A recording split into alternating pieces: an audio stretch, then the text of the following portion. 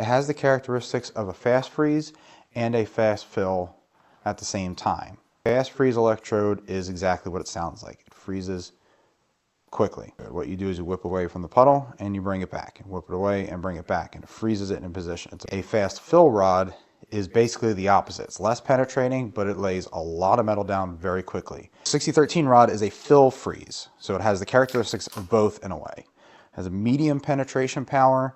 It can get really good welds down. You have to strike it like a match. Actually contact it, strike it, bring it out a little bit, let that rod warm up, bring it back to where you're going to start, and with 6013, all you have to do is just drag it.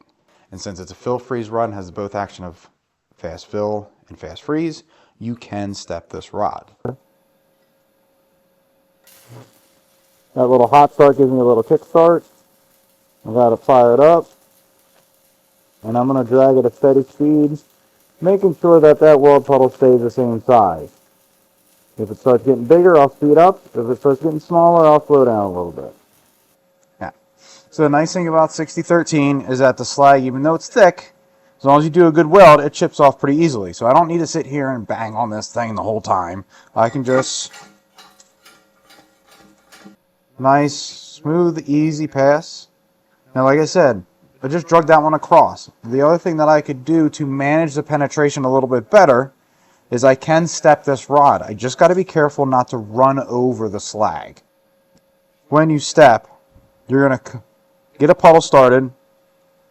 You're going to pop out to the edge of the puddle, and then you're going to go in to the center of the puddle. Pop out to the edge of the puddle, up into the center, and you're going to keep going like that. It's going to give it that, what they call stack and dimes. It's going to give it kind of that effect. With this rod, kind of looks pretty cool.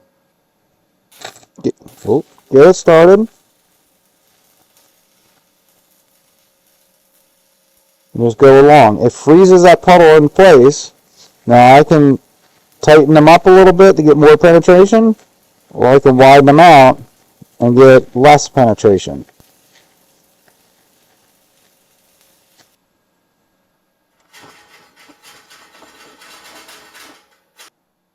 That's what it looks like.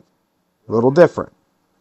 Now you can see on the back side how much penetration I have on the whipping side, on the stepping versus not stepping.